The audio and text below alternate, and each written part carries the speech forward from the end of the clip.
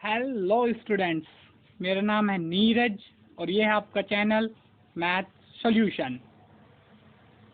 Hello students, इस video में हम डिस्कस करने जा रहे हैं क्लास 9th की एक्सरसाइज 13.6 का क्वेश्चन नंबर 3। प्रीवियस वीडियो में हमने इसका क्वेश्चन नंबर 1 और 2 डिस्कस कर लिया था। तो स्टार्ट करते हैं क्वेश्चन नंबर 3 को। क्वेश्चन नंबर 3 है, a soft drink is available in 2 PACS. तो इसमें क्या है, एक सॉफ्ट ड्रिंक्स है जो 2 पैक्स में अवेलेबल है। First one is a tin can with a rectangular base of length 5 centimeter and width 4 centimeter having a height 15 centimeter। तो यहाँ पे ये जो इनका क्यूब है, यानी कि ये क्यूबॉइड बन जाएगा। एक क्यूबॉइड टाइप की एक रेक्टेंगुलर, जिसका बेस रेक्टेंगुलर होता है, क्यूबॉइड का बेस रेक्टेंगुलर होता है, एक टीन की कैन में मिलता है ये। और दूसरा second one is a plastic cylinder with circular base of diameter 7 centimetre and height 10 centimetre. एक प्लास्टिक के सिलेंडर में मिलता है जिसका सर्कुलर बेस है 7 सेंटीमीटर, मतलब सर्कुलर बेस का जो डायमीटर है वो 7 सेंटीमीटर है और हाइट 10 सेंटीमीटर है। Which contain has greater capacity and by how much. तो इनमें से कौन से की कैपेसिटी ज़्यादा है और कितनी ज़्यादा है। तो पहले इनकी एक एक करके इंडिविजुअली कैपेसिटी निकालेंगे, यानी कि इनकी वॉल्यूम निकालेंगे, और फिर जो बड़ी होगी उसमें से छोटे को माइनस करके हम देख लेंगे कि कितनी ज़्यादा है। तो स्टार्ट करते हैं इसको। तो सबसे पहले समझते हैं एक रेक्टेंगुलर से। तो अगर जो फर्स्ट वाला टीन है जस्ट टेक, ठीक है, जो फर्स्ट टीन वाला वो है, वो कुछ इस तरीके का दिख रहा होगा। तो इसकी हाइट वगैरह हम यहीं पे लिख लेते हैं। तो सबसे पहले क्या दिया हुआ है, इसकी हाइट से लिखना शुरू करते हैं। ये जो इसकी हाइट है,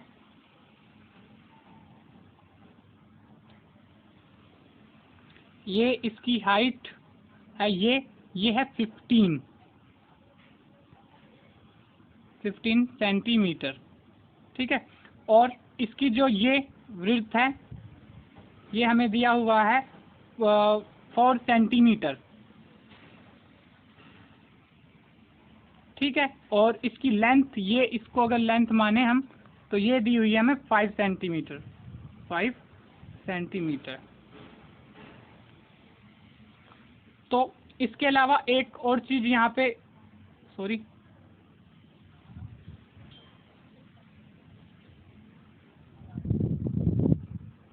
हाँ, इसके अलावा जो एक और चीज़ हमें दी हुई है वो है एक सिलेंडर। तो पहले सिलेंडर बना लेता हूँ मैं। तो ये एक सिलेंडर बन चुका है। इस सिलेंडर का भी हमें डायमीटर वगैरह दिया हुआ है। तो इस सिलेंडर का डायमीटर कितना है, 7 सेंटीमीटर। यहाँ पे ये लिखा हुआ दिख रहा होगा आपको।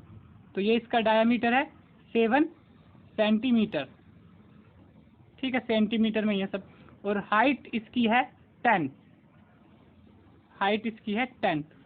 सब कुछ सेंटीमीटर में ही है, तो मैंने बार बार सेंटीमीटर इसलिए डाला नहीं है, ठीक है। तो स्टार्ट करते हैं इस क्वेश्चन को। उससे पहले मैं अपने पेन की निब थोड़ी सी छोटी कर लेता हूँ, क्योंकि मुझे लग रहा है ये कुछ ज़्यादा बड़ी है, ठीक है।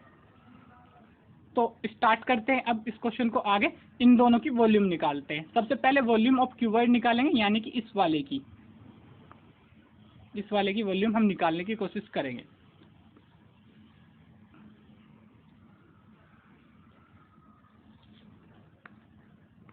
सॉल्यूशन 3 का है ये। वॉल्यूम ऑफ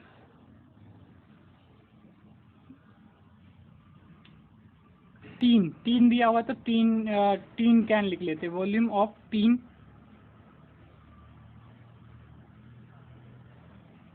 कैन है, क्या है एक बार मैं देख लूँ।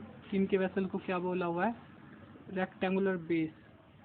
तीन कैन ही लिखा है शायद, ये 3 कैन, शायद स्पेलिंग उनसे मिस्टेक हो गई। 3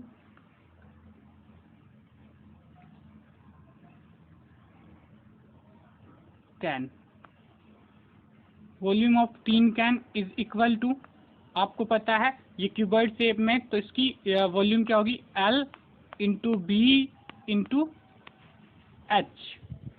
तो ये निकल जाएगा। एल हमको कितना दिया हुआ है देख सकते हो ऊपर से, यहाँ पे 15, 5 और 4। तो यहाँ पे भी 3 डायमेंशन क्या है, 5, 4 और 15, हाइट 15 है। ठीक है, तो इसको इस तरीके से हम कर लेते हैं। तो 5 हमारी लेंथ है, 4 हमारी ब्रेथ है और 15 हमारी हाइट है। तो 5 4 जा 20 into 15 is equal to 300 centimetre square. ठीक है, तो वॉल्यूम ऑफ टीन कैन आ चुकी है हमारे पास। अब देख लेते वॉल्यूम ऑफ प्लास्टिक सिलेंडर। ठीक है, तो volume of plastic cylinder, volume of plastic cylinder is equal to, अब सिलेंडर की वॉल्यूम क्या होती है, पाई आर स्क्वायर एच। तो पाई की वैल्यू हमें पता है 22/7। आर हमें निकालना पड़ेगा, तो आर एक बार मैं साइड में निकाल के दिखा देता हूँ आपको। आर कैसे निकालते हैं, डी से आर निकालना हम ऑलरेडी सीख चुके हैं। तो आर निकाल लेते हैं, 2r is equal to D. तो r is equal to d/2 और d यहाँ पे 7 दिया हुआ है, इज इक्वल टू 7/2। तो ये इस तरीके से यहाँ पे हो जाएगा, d इज इक्वल टू 7/2। मतलब sorry, r is equal to 7/2। तो यहाँ पे 7/2 का स्क्वायर, 7/2 का स्क्वायर इंटू h हमारा दिया हुआ है 10। तो अब यहाँ पे एक 7 से एक 7 कट जाएगा, तो यहाँ पे हो जाएगा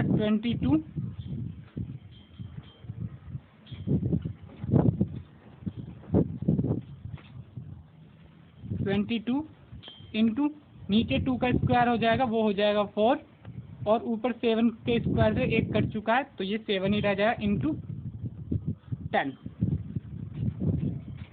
अब 4 से 22 तो नहीं कर सकता, इसलिए पहले इसको 10 से मल्टीप्लाई कर देते हैं। तो 10 से मल्टीप्लाई कर देंगे तो ये हो जाएगा 220 और ये हो जाएगा 7/4। अब शायद ये इससे कट जाए, तो स्टार्ट करते हैं। 4 2 जा 4 को अगर इससे काटने की कोशिश करेंगे तो क्या आ सकता है, 4 5 जा 20, 2 कैरी मतलब 2 रिमाइंडर रह जाएगा और 0 उतारेंगे तो फिर से 4 5 जा 20। 55 इंटू 7 इज इक्वल, 55 इंटू 7 यहाँ पे बच जाएगा। अब इसको आगे सॉल्व करेंगे 55 इंटू 7 को, तो यहाँ पे 5 7 जा 35, 3 कैरी 5 7 जा 35, 385 सेंटीमीटर क्यूब। शायद पिछले वाले में मैंने स्क्वायर लिख दिया था, एक बार उसको ठीक कर देता हूँ, कहाँ पे सेंटीमीटर स्क्वायर।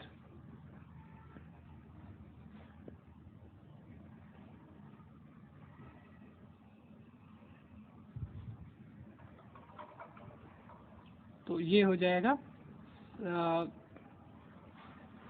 Centimetre cube.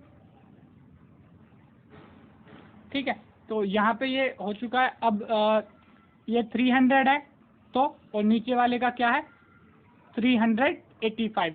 तो ऑफकोर्स सिलेंडर का वॉल्यूम ज़्यादा होगा, यहाँ से हमें ये समझ में आ चुका है।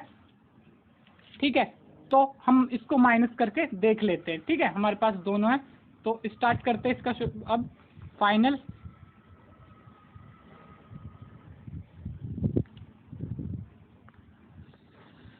सिलेंडर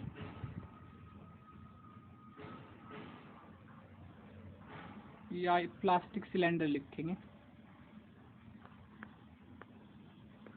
प्लास्टिक सिलेंडर, स्पेलिंग गलत होगी सिलेंडर की फिर से,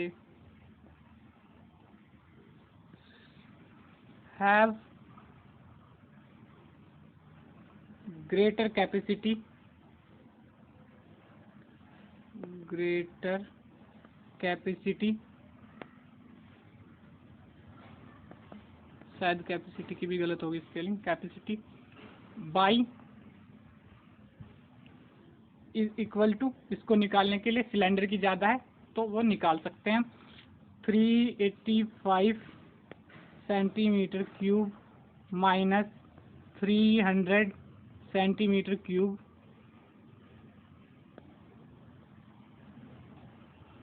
और तो ये आ जाएगा 85 centimetre cube.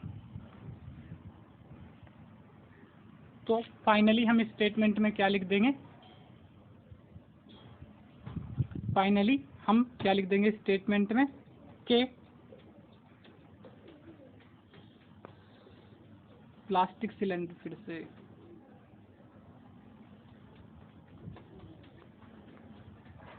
Plastic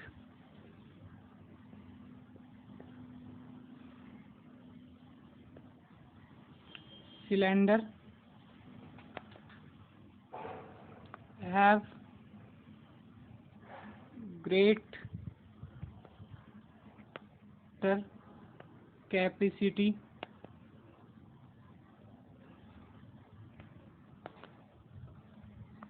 by 85 centimetre cube. तो ये था क्वेश्चन नंबर फर्स्ट का सॉल्यूशन। आई होप आपको समझ में आ गया होगा। तो बढ़ते हैं क्वेश्चन नंबर सेकंड की तरफ। तो नेक्स्ट पेज पे उसको डिस्कस करेंगे। उसको पहले क्वेश्चन नंबर 1 को देख लेते हैं कि इसको सॉरी अब पहले क्वेश्चन नंबर 1 को देख लेते हैं। ये है क्वेश्चन नंबर 1 हमारा, सॉरी क्वेश्चन नंबर 3 ये मैंने डिस्कस कर लिया। अब क्वेश्चन नंबर 4 डिस्कस करूँगा, ठीक है। तो जो कि नेक्स्ट पेज हमने ले रखा उसके लिए, ठीक है। तो if the lateral surface area of cylinder is 94.2, ठीक है, लेटरल सरफेस एरिया, ठीक है। अब इस डिटेल्स को हम अगले पेज पे लिख लेते हैं।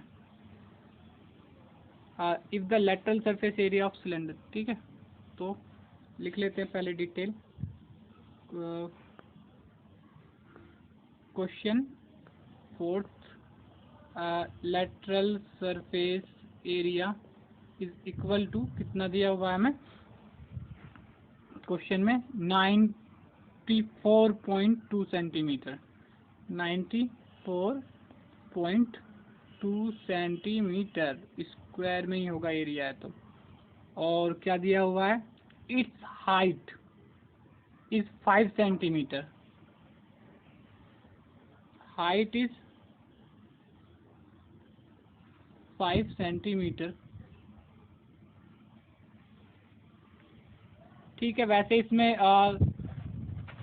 सिलेंडर ड्रॉ करने का इतना ज़रूरी तो नहीं है, फिर भी मैं ड्रॉ करके एक बार समझाने की कोशिश करूँगा। तो फाइंड क्या करना है, फर्स्ट रेडियस, रेडियस इस बेस इट्स वॉल्यूम, ठीक है। रेडियस फाइंड करनी है और हमें क्या करना है, वॉल्यूम फाइंड करनी है। रेडियस हमें फाइंड करनी है और वॉल्यूम हमें फाइंड करनी है।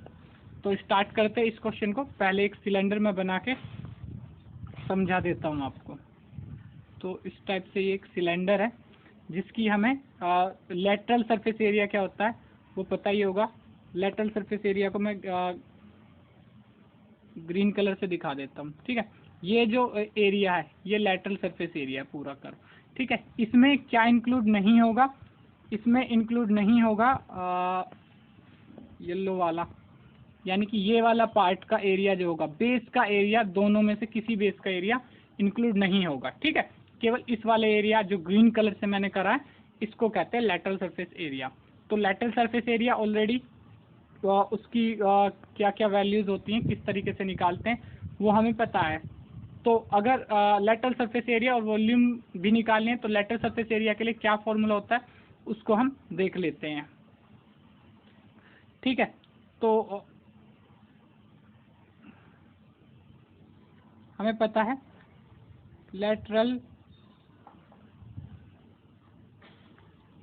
lateral surface area of cylinder is equal to, हमें पता है क्या होता है ऑलरेडी, इसकी लेंथ क्या होगी 2 पाई आर, मैंने ड्राइव भी करवाया था इसकी, ये होता pi R square H, 2 pi, एक मिनट,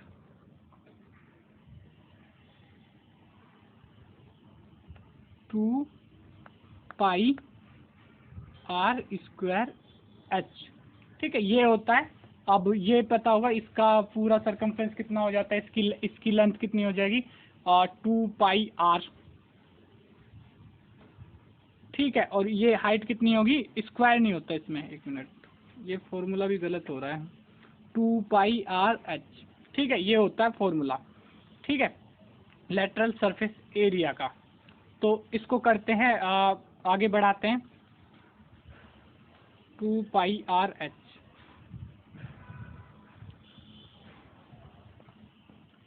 तो 2 पाई की वैल्यू, ये हमें दिया हुआ है, लेटरल सरफेस एरिया कितना दिया हुआ है 94.2।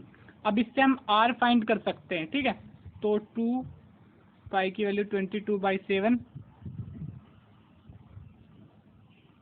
इंटू आर इंटू एच हमें दिया हुआ है, एच कितना दिया हुआ है एक बार देख लूँ, 5, एच हमें दिया हुआ है 5, तो ये हो जाएगा। अब यहाँ से इन सब को पहले सॉल्व कर लो और बाकी देख लो, तो ये हो जाएगा 10, 5 2 जा 10, 10 और 10 को 22 से मल्टीप्लाई करेंगे तो 220 divided by 7 R is equal to 9.42, 94.2, sorry, ठीक है। अब इसको आगे बढ़ेंगे तो किस तरीके से हम निकाल सकते हैं, 7 को ऊपर मल्टीप्लाई करा देंगे और 220 को डिवाइड करा देंगे, ठीक है।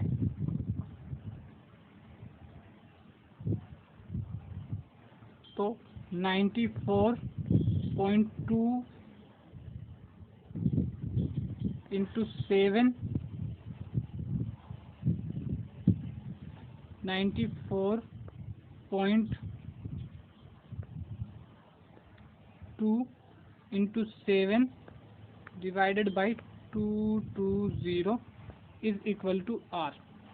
तो इसको मल्टीप्लाई करेंगे, 7 2 जा 14, 7 2 जा 14, इसको यहीं पे साइड में मल्टीप्लाई करके देख लेते हैं, ठीक है। 94 2 7 से मल्टीप्लाई करेंगे, 7 2 जा 14, 1 कैरी, 7 4 जा 28 और 1 29, 2 कैरी, 7 9 जा 63 और 2 65, और यहाँ पे 0.1 के बाद लग जाएगा, तो ये आंसर आ जाएगा 659 65, पेन कुछ अच्छा चल नहीं रहा आज ये, 659.4 डिवाइडेड बाई 220, सॉरी, ठीक है। अब ऊपर वाले को 10 से डिवाइड करना पड़ेगा, तो ये 0 काटने के लिए हम पॉइंट यहाँ पे लगा देंगे, यानी कि 65.94 डिवाइड बाई 22, ठीक है। इस पॉइंट को आगे ले जाएंगे तो इसको हम लिख सकते हैं, आर को इधर ले आओ, R is equal to 65.94 divided by 22, जो कि अगर इसको 22 से डिवाइड करेंगे, इसको अप्रोक्सीमेटली 66 अगर हम मान के चलें, तो डिवाइड करने के बाद ये आ जाएगा, डिवाइड करने के बाद ये आ जाएगा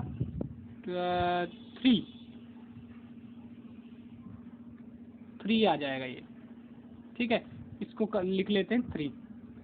R इज इक्वल टू, इसको मान लो 66 divide by 22 is equal to 3 आ जाएगा। ठीक है, इस तरीके से 3 के आसपास की इसकी वैल्यू आएगी। एग्जैक्ट मैं नहीं निकाल रहा हूँ। ठीक है, तो हो सकता है इससे आंसर भी थोड़ा सा फ्लक्चुएट करे। तो R की वैल्यू देखो एक बार, क्या बुक में 3 आ रही है?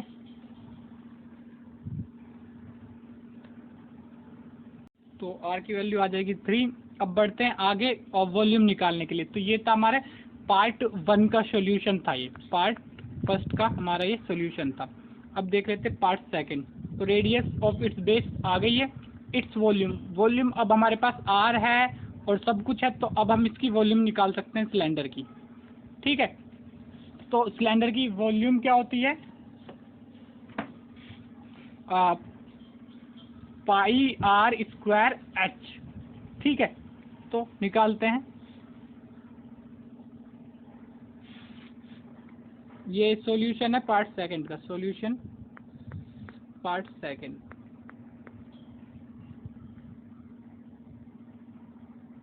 वॉल्यूम ऑफ सिलेंडर,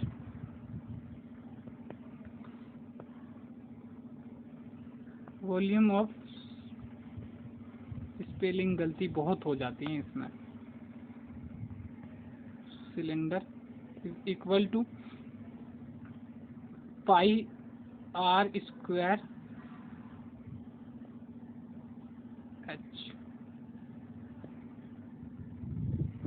तो अगर इसको सॉल्व करेंगे तो R अब हमारे पास है 22/7, तो पाई हो गया, R हमारे पास आ गया 3 का स्क्वायर इंटू H हमारे पास ऑलरेडी 5 था, तो इसको ऊपर ले जाएंगे तो ये आ जाएगा कुछ 22/7 इंटू 9 इंटू 5, और ये आ जाएगा 9 5 जा 45, तो 22/7 इंटू 45। ठीक है,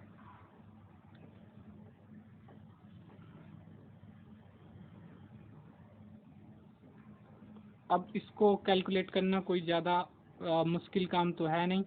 इसको इससे 22 को इससे मल्टीप्लाई कर देंगे तो आंसर आ जाएगा। तो 45 को 22 से मल्टीप्लाई करके देख लेते हैं। तो 45 मल्टीप्लाई बाई 22, तो 2 5 जा 10, 1 कैरी, 2 4 जा 8 और 1 9, तो नीचे भी आ जाएगा 90। तो इसका अगर जो आंसर आएगा उसको तो क्या आ रहा है आंसर? 0, ये 9 0 में जुड़ेगा 9 और 9 डिवाइडेड बाई 7। इसको 7 से डिवाइड कर देंगे, इसको भी कहीं साइड में कर लेते हैं यहाँ पे,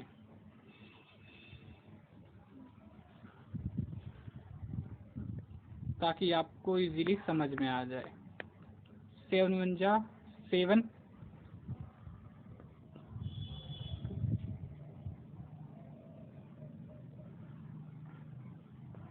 7 4 जा 28,